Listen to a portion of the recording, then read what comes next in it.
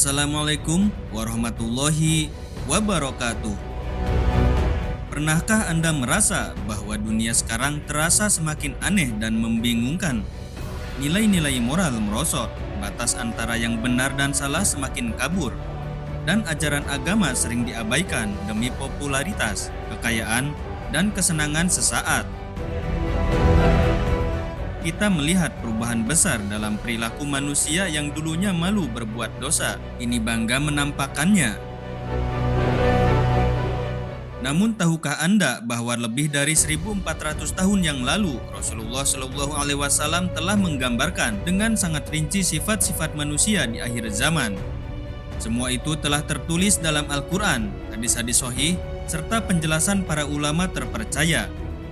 Mari kita telusuri bersama pertanda-pertanda ini, bukan untuk menakuti, tapi agar kita bisa mempersiapkan diri dengan lebih baik.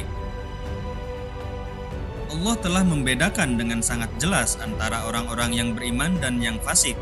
Dalam Quran Surat Muhammad ayat ke-16 sampai ke-17, Allah berfirman, "Maka apakah orang-orang yang beriman seperti orang-orang yang fasik? Mereka tidak sama.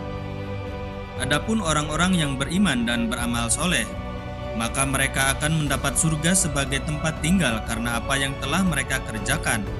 Sedangkan orang-orang yang fasik, tempat tinggal mereka adalah neraka."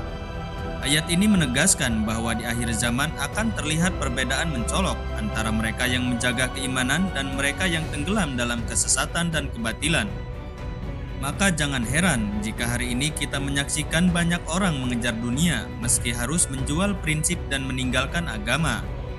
Rasulullah Shallallahu Alaihi Wasallam telah bersabda dalam hadis yang diriwayatkan oleh Imam Bukhari dan Muslim, akan datang suatu zaman di mana seseorang beriman di pagi hari dan menjadi kafir di sore harinya, atau sebaliknya. Ini menggambarkan betapa cepat dan lemahnya iman manusia di akhir zaman. Fitnah begitu besar dan menggoda hingga iman seseorang bisa terombang-ambing hanya dalam hitungan jam. Beliau juga bersabda dalam riwayat Ahmad, akan datang suatu masa di mana manusia lebih mencintai harta melebihi nyawa mereka sendiri.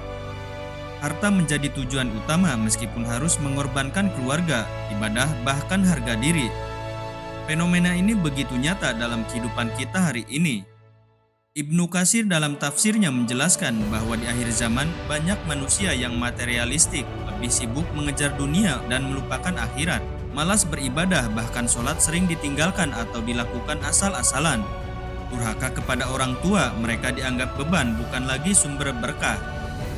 Penuh hasad dan fitnah, terutama di media sosial yang menjadi sarang caci maki dan permusuhan. Menganggap remeh ilmu agama, ulama dianggap kuno dan diabaikan, sementara hiburan yang tidak bermanfaat diagung-agungkan.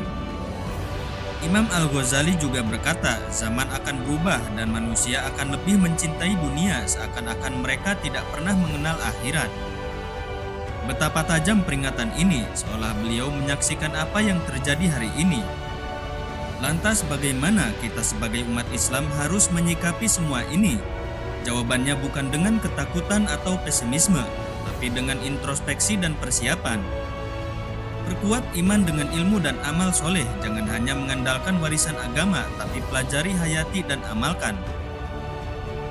Jauhi fitnah dan lisan yang menyakiti, kurangi waktu untuk gibah dan scroll media sosial yang tidak bermanfaat. Pilih lingkungan yang baik. Rasulullah Shallallahu Alaihi Wasallam bersabda, seseorang akan mengikuti agama temannya, maka lihatlah dengan siapa ia berteman. Hadis riwayat Tirmizi. Perbanyak doa dan perlindungan. Salah satunya adalah doa dari fitnah Dajjal. Allahumma inni a'udzubika min fitnatil masihid Dajjal. Hadis riwayat Muslim. Ingatlah, akhir zaman bukanlah momok yang harus ditakuti, tapi peringatan yang harus kita siapkan dengan sungguh-sungguh. Tidak ada yang tahu kapan saat itu tiba, tapi kita tahu bahwa hari itu semakin dekat.